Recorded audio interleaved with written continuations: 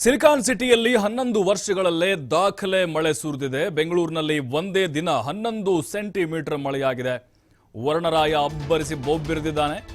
ನಿನ್ನೆ ಒಂದೇ ರಾತ್ರಿಗೆ ನಾವು ಗಮನಿಸಿದ್ವಿ, ಭಾರಿ ಮಳೆಯಾಯಿತು, ಬಿಡು ಕೊಡಲಿಲ್ಲ, ದಾಖಲೆ ಮಳೆಯಾಗ್ಬಿಟ್ಟಿದೆ. ಇದು ರೆಕಾರ್ಡ್ ಬ್ರೇಕ್ ಆಗಿದೆ 11 ವರ್ಷಗಳಲ್ಲೇ.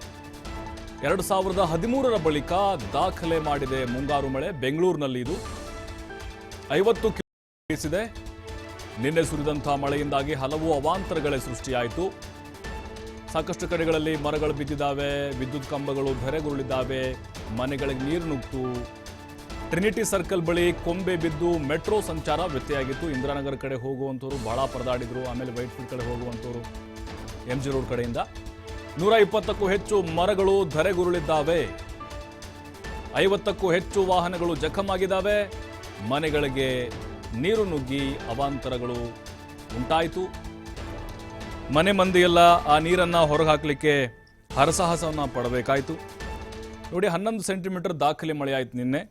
ಅಂದರೆ 100ಕ್ಕಿಂತ ಹೆಚ್ಚು ಸೆಂಟಿಮೀಟರ್ ಮಳೆಯಾಗಿದೆ.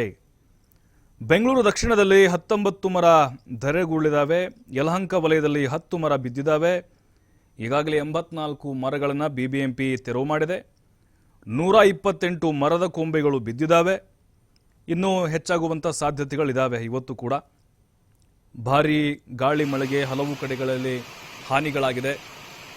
ನೋಡಿ, ಇದು 11 ವರ್ಷಗಳಲ್ಲೇ ಸುರಿದಿರುವಂಥ ದಾಖಲೆ ಮಳೆ. ಇನ್ನೂ 1 ವಾರಗಳ ಕಾಲ ಇದೇ ರೀತಿ ಮಳೆ ಆರ್ಭಟ ಇರುತ್ತೆ. ಇನ್ಮೇಲೆ ಕಂಟಿನ್ಯೂಸ್, ಯಾಕಂದರೆ ಮುಂಗಾರು ಆರಂಭ ಆಗುವಂಥ ಲಕ್ಷಣ ಇದೆಲ್ಲವೂ ಕೂಡ. ವಿದ್ಯುತ್ ಕಂಬಗಳು ಧರೆಗುರುಳಿದ್ರಿಂದಾಗಿ ಸಾಕಷ್ಟು ಕಡೆಗಳಲ್ಲಿ ವಿದ್ಯುತ್ ವ್ಯತ್ಯಯ ಉಂಟಾಯಿತು. ಮನೆಗಳ ಮೇಲೆ ಬಿದ್ದಿದ್ದು ಮರಗಳು, ಕೊಂಬೆಗಳು, ವಿದ್ಯುತ್ ಕಂಬಗಳು. ಆಮೇಲೆ ತಗ್ಗು ಪ್ರದೇಶಗಳ ಮನೆಗಳ ಪರಿಸ್ಥಿತಿ ನಾವು ಹೇಳೋದೇ ಬೇಡ. ಪ್ರತಿ ಬಾರಿ ಕೂಡ ಹಾಗೆ ಯಲಹಂಕ, KR ಪುರಂ ಆಗಿರ್ಬೋದು, ಆ ಭಾಗದಲ್ಲಿ ತಗ್ಗು ಪ್ರದೇಶಗಳ ಮನೆಗಳಿಗೆ ನೀರು ಹೊಕ್ಕಿತ್ತು, ಅಪಾರ್ಟ್ಮೆಂಟ್ಗೆ ನೀರು ನುಗ್ಗಿತ್ತು. ನಿವಾಸಿಗಳು ಪರದಾಡುವಂತಹ ಪರಿಸ್ಥಿತಿ ನಿರ್ಮಾಣ ಆಯಿತು. ನೋಡಿ, ಹೊರಮಾವಿನಲ್ಲಿ ಅತಿ ಹೆಚ್ಚು ಮಳೆಯಾಗಿದೆ. 80 ಮಿಲಿಮೀಟರ್ ಮಳೆಯಾಗಿದೆ ಆ ಭಾಗದಲ್ಲಿ. ಕೊಡಗೇಹಳ್ಳಿಯಲ್ಲಿ 78 ಮಿಲಿಮೀಟ್ರು, ವಿದ್ಯಾಪೀಠದಲ್ಲಿ 65 ಮಿಲಿಮೀಟ್ರು, ಕೊಟ್ಟಿಗೆಪಾಳ್ಯ, ಜಕ್ಕೂರು, ರಾಜಮಹಲ್, ಗುಟ್ಟಳಿ ಇಲ್ಲೆಲ್ಲ 60, 55 ಮಿಲಿಮೀಟರ್ ಮಳೆಯಾಗಿದೆ. ನಂದಿನಿ ಲೇಔಟ್ನಲ್ಲಿ 54 ಮಿಲಿಮೀಟರ್ ಮಳೆಯಾಗಿದ್ದರೆ ಕೋರಮಂಗಲದಲ್ಲಿ 50, ಹಾಗೆ ಪಿಣ್ಯದಲ್ಲಿ 46 ಮಿಲಿಮೀಟರ್ ಮಳೆಯಾಗಿದೆ. ನೋಡಿ, ಎಲ್ಲ ಕಡೆಗಳಲ್ಲೂ ಕೂಡ ದಾಖಲೆ ಮಳೆ ಸುರಿದಿದೆ. ಓವರಾಲ್ ಬೆಂಗಳೂರು ಅಕ್ಷರಶಃ ಜಲಾವೃತ ಆಗಿದೆ ಅಂತಲೇ ಅಂದ್ಕೊಳ್ಳೋಣ.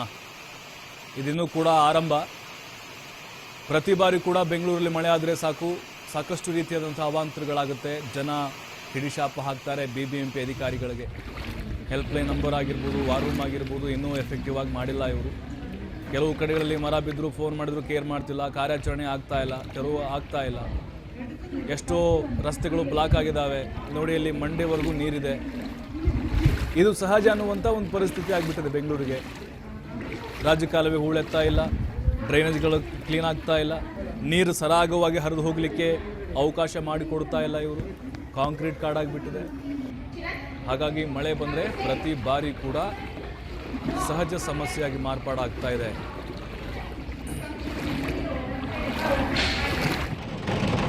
ನನ್ನ